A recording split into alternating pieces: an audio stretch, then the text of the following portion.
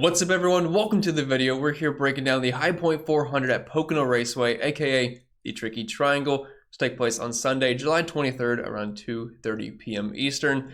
And yes, I know Pocono, big triangle track, but not the most exciting racing in the world. But after last week's snoozer with Martin Truex Jr. leading just about the entire race, I feel like it can't get much worse. And typically these bigger tracks have produced better racing in the next gen cars, so we can just hope for the best here. But the one great thing we have this week is that we don't have to worry about the weather. It looks like clear skies for the entire weekend at Pocono, so we will take what we can get. But anyway, if this is your first time here, what's up? My name is Pennell. I break down NASCAR DFS each and every single week on this channel. You also find me live on Sundays breaking down the entire slate, answering any questions you guys may end up having.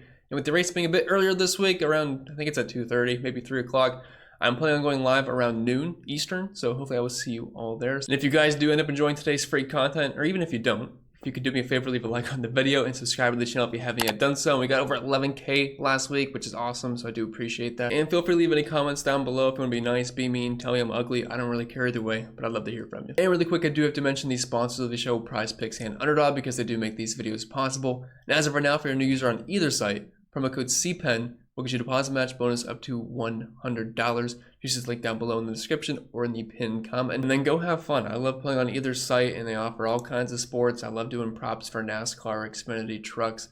And then over on Underdog, you can do props as well for any sport, but they do offer best ball contests as well. And I mean huge contests with some really nice payouts. So again, check it out, link down below in the description or the pinned comment. All right, so let's move on to the strategy portion of Pocono here. And there's really nothing too crazy this weekend.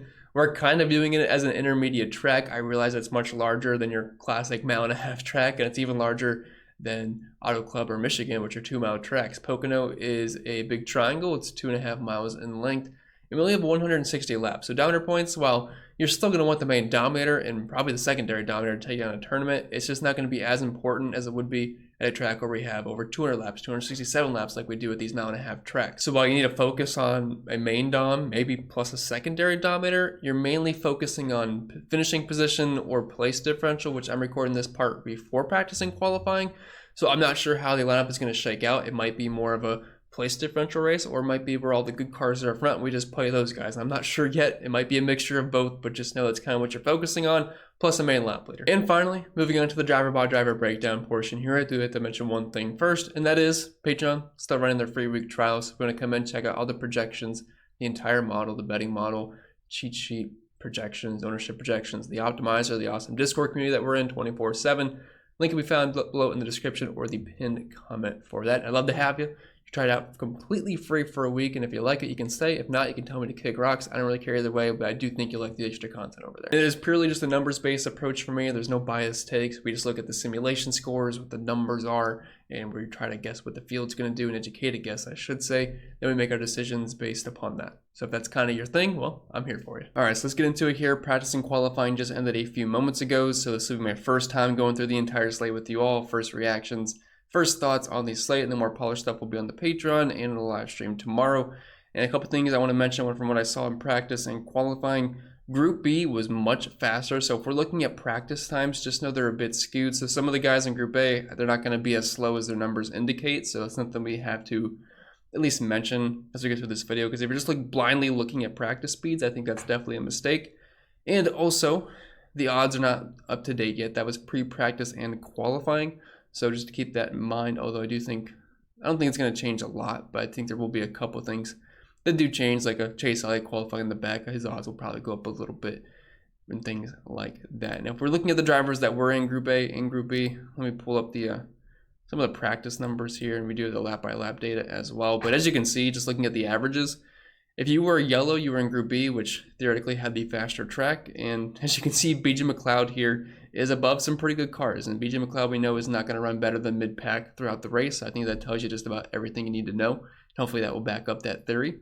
So just keep that in mind. These drivers that were in the yellow definitely had a much faster track. And if you're looking at drivers that were in Group A that had the slower track, Denny Hamlin, Ryan Blaney were the fastest of that bunch. So even though Denny was like 7th in the 1 lap and 10th in the 5 lap, keep in mind he wasn't that slower group, and he was the best of that group.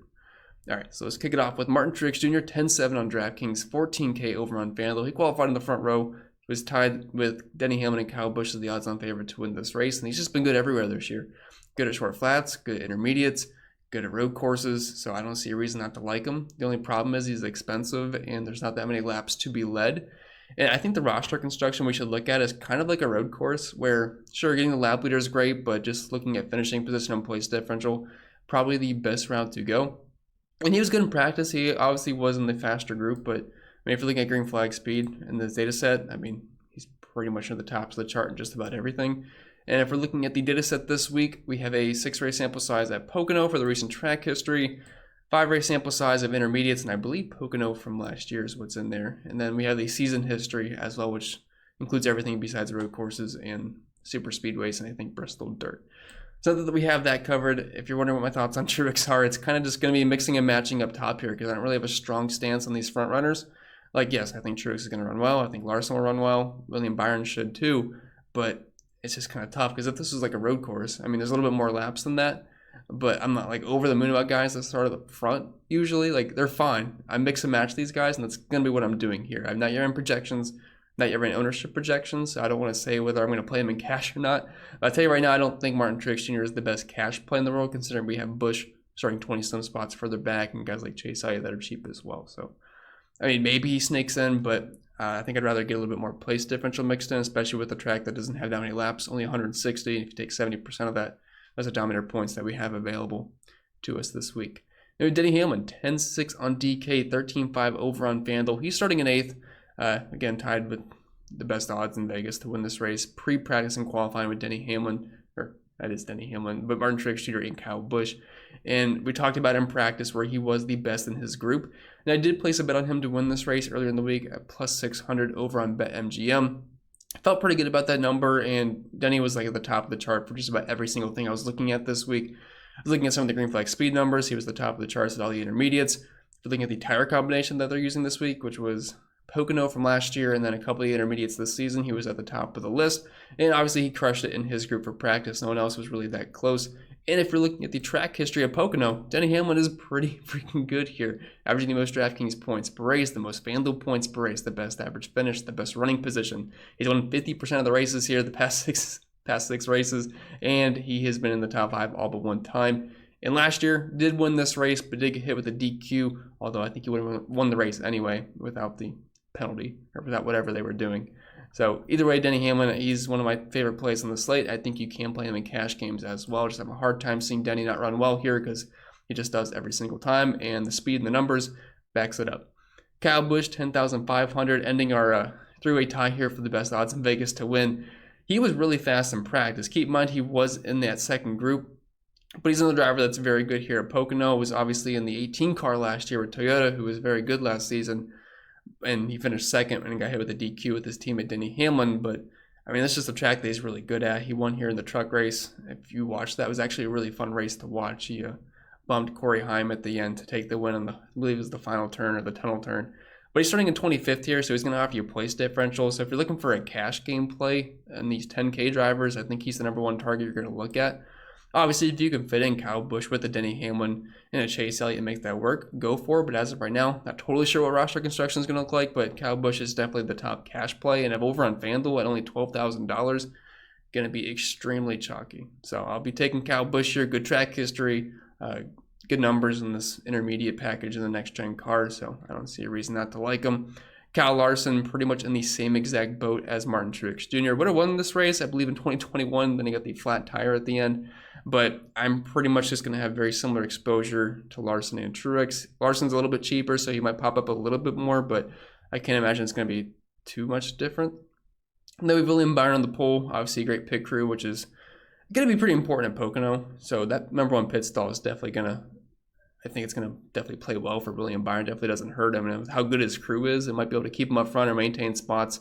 I don't know if he's got the absolute best car. It's hard to say with practice. You kind of have to stagger everything, but he is in the best position to dominate. He did have the third best 1 lap and first in the 5 and 10 lap in practice as well, but you do have to keep in mind the group that he was in. But Pocono is not a bad track for William Byron. He's had some pretty good runs here in the past and has been able to lead some laps, so we know he's good at intermediates in the next-gen cars. So I think Byron's definitely playable, but being on the pole for Pocono, there's not that many laps, and there's some pretty good drivers that offer more place differential upside. It's definitely not a complete lock, but if you did get a bet on him at 900 or 1,000, I've seen it multiple numbers throughout the weekend. Probably feeling pretty good about that because I think when odds reopen, he'll probably be around 5 or 6 if I had to imagine. Ross Chastain, 10,000 bucks. He's starting in 21st. I think he's a good play across the board. Over on FanDuel, probably going to be very popular at only $11,000 with the PD upside, especially with dominator points not really meaning much at all over there. He was in the slower group in practice, 26th in the 1 lap, 23rd in the 5. It definitely didn't look great because, I mean, Hamlin was in the slower group and he was still 7th, 10th, 5th, and so was Ryan Blaney, and he was 11th and 8th. So it doesn't look like the Trackhouse cars are extremely fast this week. And if you're looking at track history of Pocono, not that great. Only has one race here, though, in the number 1 car, and he ran pretty well. Was like a top 5 guy, led some laps, but ended up crashing at the end. And we know Ross is really good at intermediate tracks, so I think he should be definitely on your radar. I'm not sure how fast his car's going to be. It doesn't look like it's a contender to win, but with him starting in 21st, if he can contend for a top 10, that's not the worst day in the road, especially if any of these guys don't really dominate up front. Although I think the chances of like none of them dominating are probably pretty low. So I'll have to see what the Sims say, but I'm not like super excited about Ross, but I think he can be a top 10 contender. Ryan Blaney, 9,800 bucks. He's starting at 14th. I think Ross will probably have more ownership than Ryan Blaney. So I think Blaney's a pretty good tournament pivot here because in that first group, he was kind of right there with Denny Hamlin. Wasn't as good as Denny, but he had a pretty fast car, and Pocono's not a bad track for Ryan either. Has had some decent runs here in the past. Has a top 5, 3 top 10s, and Blaney's been good. I mean, I know we really haven't been on the Fords too much this year, especially intermediates, but I mean, I think we all remember Charlotte where Ryan Blaney absolutely crushed that race. And he's usually the 1-4 that you can kind of count on. Although last week definitely hurt my dreams because I had a really good lineup going, and he was running P2, P3 basically all race. He even gave Truex a run for his money at the end. But of course, on one of the last pit stops, he has to run over his hose, and then he gets a penalty, and he finishes 22nd just to ruin all the hopes and dreams because Ryan Blaney can never have a clean race, especially lower ownership. So that sucked. But I do like him here starting in 14th. I think he's a fine tournament play, especially being sandwiched in between Chastain and Elliott. That should definitely lead to similar ownership. And speaking of Elliott, he's starting in 35th. He's going to be the major chalk on this slate. I think it's more likely he's in the optimal than it is that he wrecks out, which really only the reason I don't think he would be optimal is if he wrecks out. So, I mean, maybe if you play him in 70-80% of your lineups, that might be a good range to be in, maybe more. I mean, I get it. It's just really hard not to like him here at a track where down points aren't that important. You're starting at the very back. Seems like he's got a pretty good car.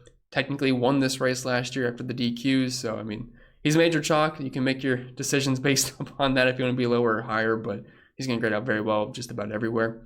Christopher Bell, 9,400 bucks. He's starting in 5th. Put him in that same category as Larson, Byron, Truex. You're just mixing and matching these guys as well as Denny Hamlin. Tyler Reddick's in that same boat, but he's got a really pretty looking car this week. He has a Jordan shoe paint scheme, and he was bad fast in practice. First in the 1 lap, third in the 5, second in the 10, and then first in the 15. I thought one of the 2311 cars was going to get the pole after what we were looking at in round 1 of qualifying and in practice, but unfortunately they just kind of messed up their laps a little bit, and obviously Bubba hit the wall. But Reddick, he's in that same boat as well, starting in 7th, but I do like the price point quite a bit on both Bell and Reddick. Really easy to fit them in. Kevin Harvick, he's a guy with some pretty good track history here at Pocono. I'm not sure the Fords are going to be as fast as some of these Toyotas or Chevys. That's my only concern, especially with where he's starting. And I feel like with Harvick, we usually get some place differential out of him, at least starting in like 12th or 13th. Starting in 4th, it's a bit tough. So I think out of anybody in this 9K range, Harvick might be the toughest to get to, in my opinion. Dropping down to the 8K range, we have Joey Logano, 8,800 bucks. He's starting in 6th, kind of doing him as the same play as Kevin Harvick. I just don't think they're going to be as fast. I think they will fall back a little bit. I do think some of these Fords did not qualify where they're gonna finish. Harvick, I mean, I think Harvick's going to be like a top 8 contender, but with all the place differential that we have and him starting in 4th, it's just why not play Reddick, who is a lot faster? Why not play Bell? So that's kind of my thought process there. Like Logano's cheap enough to where you can still take some flyers at 8,500 bucks on FanDuel and below 9K on DraftKings. But I'll probably have very similar exposure to both Harvick and Logano, and I don't think it's going to be a ton. Bubba Wallace, 8,500 bucks, really cheap on FanDuel. If he did not hit the wall in qualifying, I would be all about this starting in 10th, because if he's going to have to drop to the rear, that really does suck. Now his ownership will be a lot lower, and it seems like he's got a really fast car this weekend. But if he does drop to the rear, that definitely kind of limits the interest a little bit, just because you have to work your way through the field and you're being scored from where you originally started. So we're going to have to wait and see what the news is on Bubba. Did hit the wall pretty good, couldn't make a qualifying lap in round 2, so we'll see what happens there. But if he was able to keep his spot, I think he's an excellent tournament play, but that's going to be TBT. Brett Keselowski, 8,300 bucks. He's starting in 13th. I feel like we just have a bunch of similar plays here from Christopher Bell down to Ty Gibbs, because none of these guys really offer you too much place differential. And I feel like they can just kind of finish pretty close to where they start. So it's hard to have strong stances on these guys because I just feel like they're where they should be. But Keselowski, I mean, I don't mind him, but 17th in the 1 lap in practice, 29th in the 5 lap. He was in that slower group, though, so we have to give him credit for that. But he's just not like a huge standout to me. Ty Gibbs, $8,100. He's starting in 11th. I do have interest in Ty Gibbs. His car looked really good in Group 2. 9th in the 1 lap, 5th in the 5, 3rd in the 10, and 2nd in the 15. And he's ran well at intermediates, but he's had a lot of bad luck as well. I remember, I think it was at Kansas, he was running in the top 10, then he got in it with Truex, he spun out, and he destroyed his car going back when he had a flat. There was a couple other instances as well for Ty Gibbs that definitely led to some issues, but I'm okay with him. I think he's a pretty good tournament play starting at 11th, and I am a bit of a fan of the Toyotas this weekend, so I do like him a bit. Alex Bowman dropping down to the 7K range. This team has just lacked a lot of speed this season, but starting in 20th, I mean, he's ran pretty well at the intermediates so far. Average finish at 10th, average running position of 11.4, has a top 5, 2 top 10s. If you're looking at what he did in practice, Alex Bowman wasn't too bad. 10th in the 1 lap, 7th in the 5. Was in the second group, though. Keep that in mind, so these numbers could be a bit inflated, but at that price point, I think he makes sense starting in 20th, and he did win at Pocono before. He did backdoor into it, though, because Kyle Larson got the flat tire. But even then, I mean, a top 3 from Alex Bowman was still great. He just happened to get lucky getting the dub there. But I think Bowman's fine. Daniel Suarez is $7,700. He's starting in 17th. He ran pretty well here last year. Wasn't amazing in practice, especially for being in Group B. But starting in 17th, I think he's a fine tournament play. Pretty similar to Bowman, but I think I prefer Bowman just a little bit more. Chris Buescher, $7,500. I just feel like we keep talking about these guys, and they're all the same play. There's just not really much that differentiates these guys because, I mean, Bowman, Suarez, Buescher all starting right next to each other. AJ Allmendinger as well. But Buescher was really fast in practice, and I mean, I don't think he's a terrible play, but I mean, what is there really differentiating from Buescher to Suarez to Bowman? I mean, I guess Bowman is the best option here because he starts the furthest back, but I think that will be the higher ownership as well. But I mean, Buescher put down some pretty good laps to take a spin, but I mean, he's obviously in play here at $7,500. AJ Allmendinger starting in 16th. I mean, pretty much the same play as Buescher, Suarez, but he did start a little bit further up, so I'll probably be the lowest on him, and I feel like I can trust guys like Suarez, Buescher, Bowman more. But I mean, you can just really throw all these guys under a blanket. There's just not much difference between them all. Austin Dillon will probably be the lowest owned of this entire group here, maybe AJ Allmendinger, but Austin Dillon will be pretty low owned, and he's ran well at the intermediate so far this year. If you're just looking at his numbers, 6 race sample size, has 3 top 15s, 5 top 20s, average finish of 16.3. Wasn't that bad in practice either. Didn't really fire off too fast in 21st, but then 14th and 7th, which I realize not as many drivers ran that, but 14th in the 5 lap wasn't too bad. So I think Dillon's at least playable. Eric Almirola was really, really awful in practice, but Pocono has been a pretty decent track for Eric Almirola, so I thought he'd be a little bit better. But starting in 27th and a slow practice doesn't give me too much confidence. But if you're looking at his Pocono numbers, I mean, he has 2 top 5s, 4 top 15s, and 6 top 20s. So I think he's playable as a place differential play, but I am a little bit concerned about the speed we've seen so far, especially if we're looking at the intermediate success for Almirola this year. It's not been pretty. Average running position of 22nd, which is right on par with his average finish. But starting all the way back in nearly 30th, that at least is still some extra spots. And if you add in a good track history, I mean, he could contend for a top 20, which it's not great, but we can't get too picky down here because it looks like the options aren't that great. Dropping out of the 6K range, Chase Briscoe, who has been absolutely awful intermediates so far this season. He's starting in 29th. And if you're looking at his numbers in the 6 race sample size, or 5 race sample size, I believe. Yeah, 5 races. Average finish of 26.2, running position of 28.1. If you're looking at his numbers at Pocono, obviously a smaller sample size, 3 races, but around a 20th place average finish. And if you're looking at what he did in practice, again, just slow, 29th in the 1 lap and then 22nd in the 5 lap. So I don't really have too much excitement about Chase Briscoe here. Eric Jones is starting in 24th. He was pretty slow in practice as well, but he does have some pretty good history at Pocono. I know he ran well here last year. And looking at his intermediate numbers this season, it's been a lot better. Average finish of inside the top 20, and I mean a lot better compared to Chase Briscoe. Just trying to compare the two here. So if I had to pick one, I'm probably going with Eric Jones, even though Briscoe offers a little bit more PD upside. But I feel like every single larger track we go to, Briscoe just goes straight to the back, like instantly. So we'll see how that plays out this time. But I think I have a slight preference on Jones there. Ryan Preece, I am not expecting to be fast. He was pretty good in practice. Keep in mind, he was in the quicker group, but at least he showed some resemblance of speed because some of these other guys were in the quicker group and still didn't put up decent numbers. So starting all the way back in 34th with bad quality lap, I mean, if he can just get a top 25, that's not bad at his price point. So I have no problem at all with Ryan Preece. Justin Haley, who I guess is getting booted out of his colleague ride. He's going to be with Rick Ware next year, which that's going to be a dumpster fire for Haley. It sucks because, you know, he's in a somewhat decent ride now with at least some upside.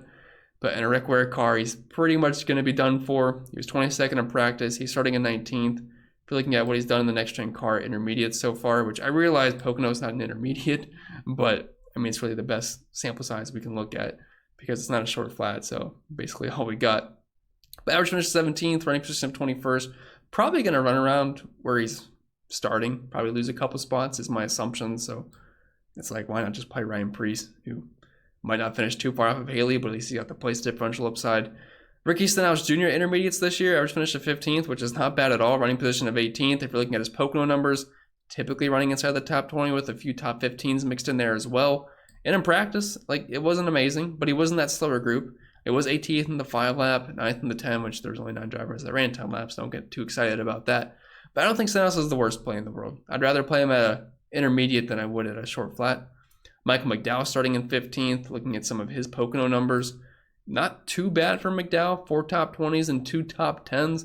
It's starting a little bit high up, but in $6,000, if he can kind of hold position, hold ground, you could definitely do worse, I think. But I'd say more than likely he's going to lose spots rather than gain spots. Austin Cindric, I just can't play the guy. I know he's super cheap, and I know he qualified really well, but it's just really hard to trust him anywhere. He's been so bad this year. This 2 team has been awful. 20th in the 1 lap in practice, 21st in the 5 lap. I just cannot see him holding a top 10. There's other drivers that more than likely are going to finish top 10 that aren't starting inside the top 10, and he's one of the likely candidates that will lose spots. So I'll be passing on Cindric. Harrison Burton, he's fine if he's using a cheap flyer down there, but I'm just going to be playing Todd Gillen starting in 36. Corey LaJoie qualified way too high. Like, I know practice wasn't too bad, has a somewhat decent car, but he's just more than likely going to be falling back. So I'll be playing Todd Gillen there, who's spun in qualifying. I believe it was qualifying, not practice. Yeah, it was qualifying. But he's starting dead last year, and again, as long as he doesn't wreck, like he did in qualifying, he is probably going to be optimal because he's going to allow you to fit in those extra studs in your lineups, and he's really cheap, and it's a front row car. It's not like it's a complete junker Rick Ware car, so he does have legit upside. We've seen him run top 20, run top 25 quite consistently, so no problem at all with Gillen. Cole Custer, super slow, hate that guy, and obviously I think a lot of people played him last week, and he was running well, but he did Cole Custer things and hit the wall and pretty much killed his day. Noah Gragson starting in 32nd. I mean, it's been hard to find a worse driver in the Cup Series this year than Noah Gragson. At least worse luck. I mean, he probably bad driving and bad luck combined and does not make for a pretty combo. Then we have the bums down here, JJ Yeley, Ty Dillon, and BJ McLeod. McLeod was pure speed in practice, but he wasn't that quicker group, so those numbers are definitely inflated, and I think it's pretty likely we see him running in the very back pretty much. With that being said, guys, that's all I got for you this week. I hope you did enjoy, and if you did, make sure you like down below. Subscribe to the channel if you haven't yet done so. Don't forget to check out the extra content over on Patreon for free for a week. If you are a new user, you can check the link down below in the description or the pinned comment. But I wish you all the best of luck. Hopefully I'll see you all on the live tomorrow around noon, and I'll see y'all next time.